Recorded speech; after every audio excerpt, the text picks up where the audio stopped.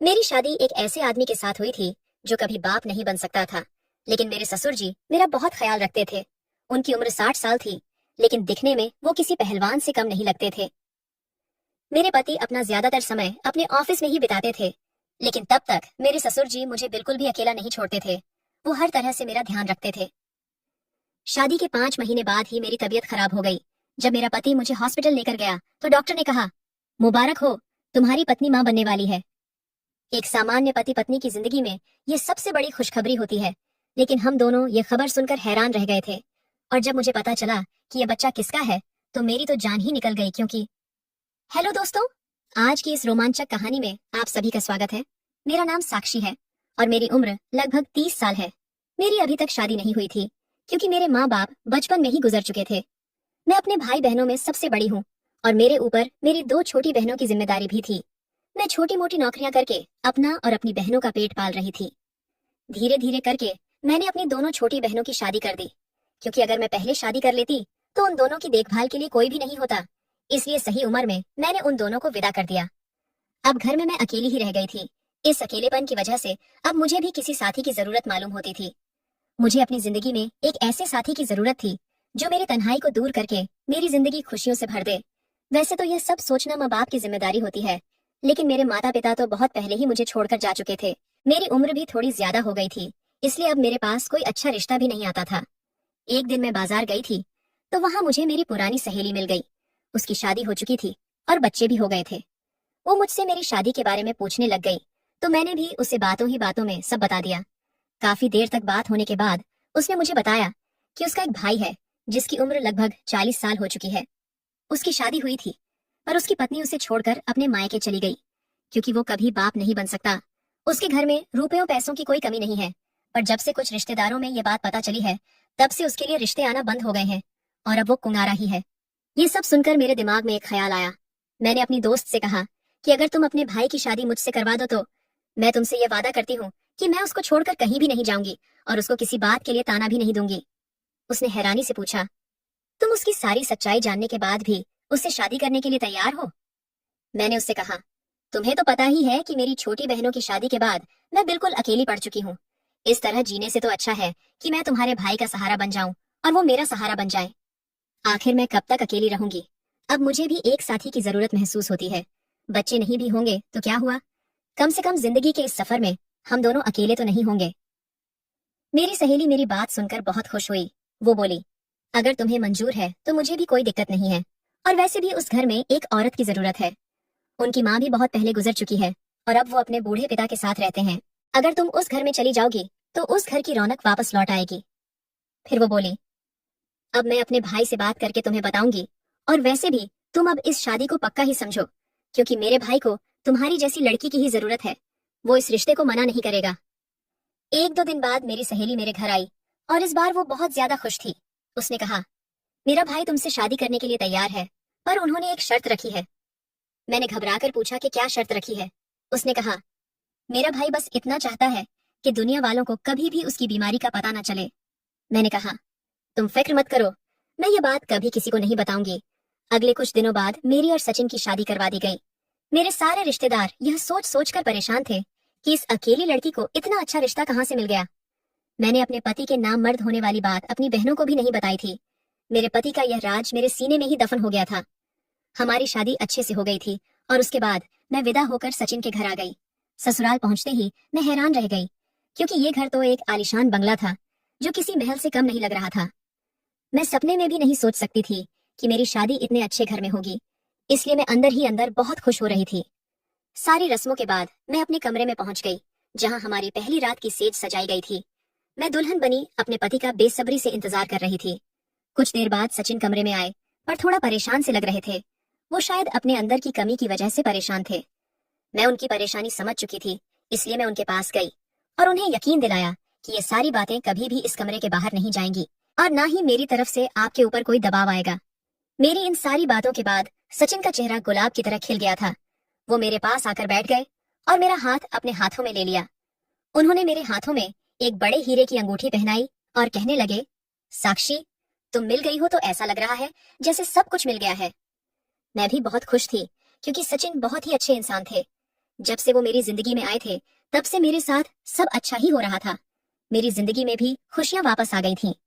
सचिन ने मुझे इतना प्यार दिया था कि मैं अपनी पिछली जिंदगी के सारे दुख भूल चुकी थी। सचिन ने मुझे अपनी पहली पत्नी के बारे में भी सब कुछ बताया था। सचिन ने मुझे बताया था कि जब काफी दिनों तक उन्हें कोई बच्चा नहीं हुआ, तो उन दोनों ने डॉक्टर को दिखाया और डॉक्टर ने बताया कि सचिन में बहुत सारी कमियां हैं और वो कभी बाप नहीं बन सकता। जब ये बात सचिन की पहली पत्नी राखी को पता चली, तो वो सचिन को छोड़कर चली गई।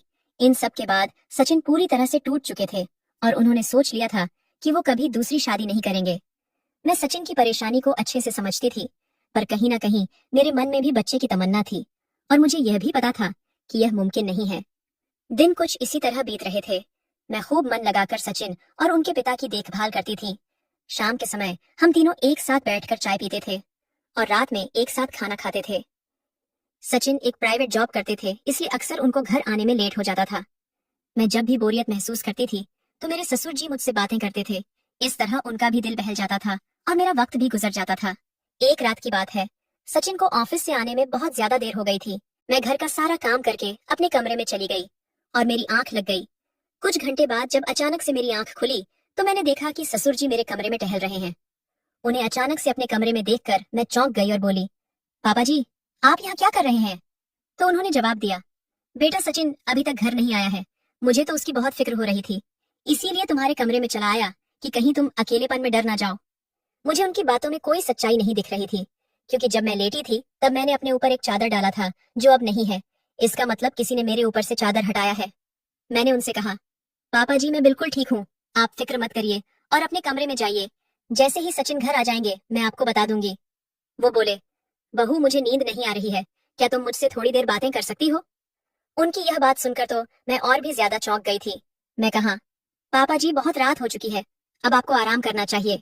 मेरे ससुर बोले, ठीक है बेटा, मैं अपने कमरे में जा रहा हूँ, लेकिन तुम मुझे एक कप चाय बनाकर दे दो।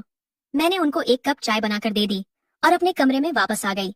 उस दिन मुझे अपने ससुर का बर्ताव कुछ अजीब सा लग रहा था। धीरे धीरे मेरी शादी को 4-5 महीने हो चुके थे, पर कुछ दिनों से मुझे महसूस हो रहा था कि मेरी तबीयत कुछ ठीक नहीं है। मेरी हालत देखकर सचिन मुझे डांटने लगे और बोले, तुम बहुत कमजोर हो गई हो, शायद अपने खाने पीने का ख्याल नहीं रखती हो।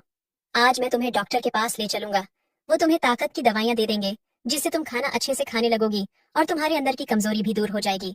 मैं डॉक्टर के पास नहीं जाना चाहती थी, पर सचिन ने मेरी बात नहीं सुनी और जबरदस्ती मुझे डॉक्टर के पास ले गए।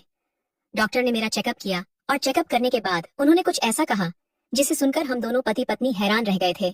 डॉक्टर ने कहा, मुबारक हो, तुम्हारी पत्नी मां बनने वाली है।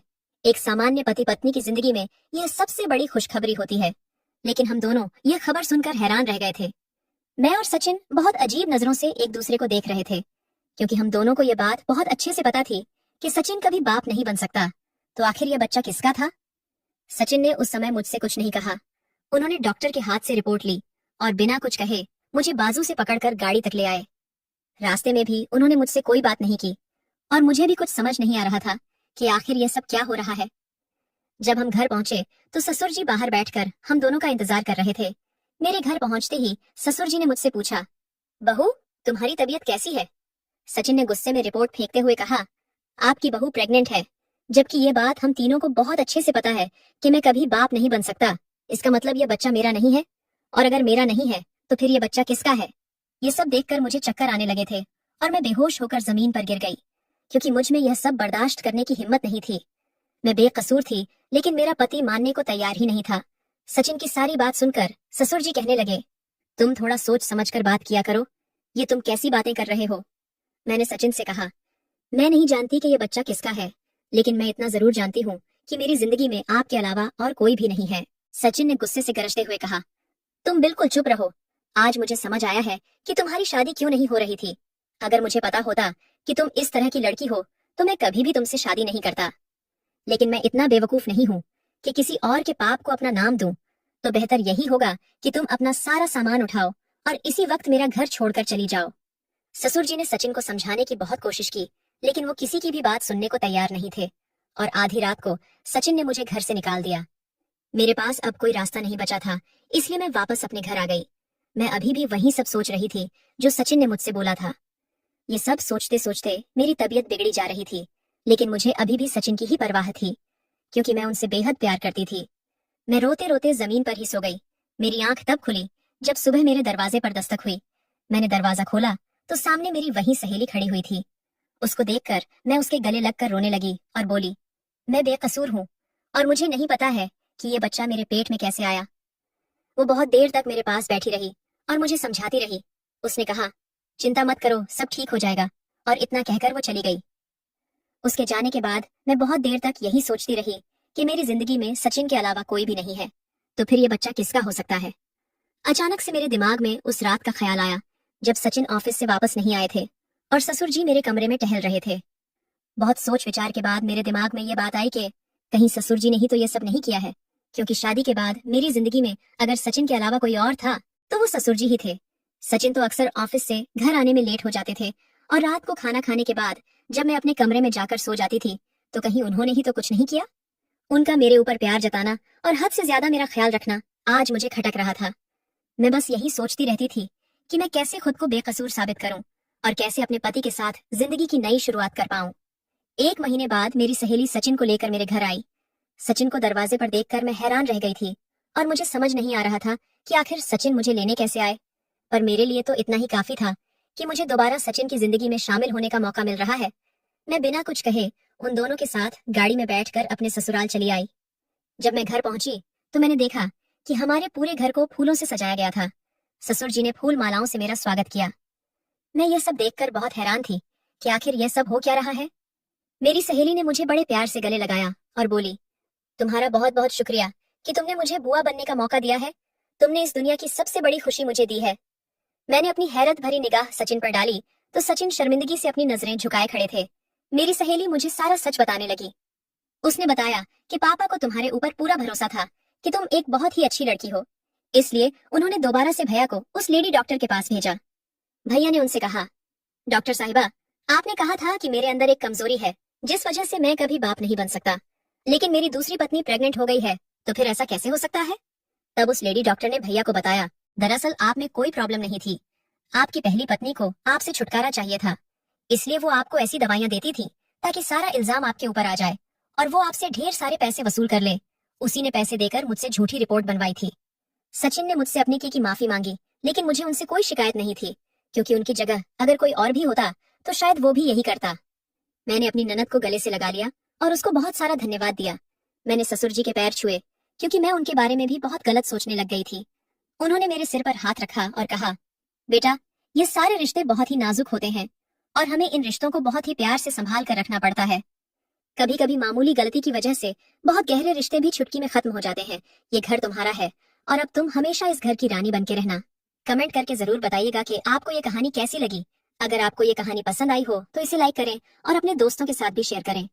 आगे भी ऐसी रोमांचक कहानियों के लिए हमारे चैनल को सब्सक्राइब करें और बेल आइकन दबाना ना भूलें।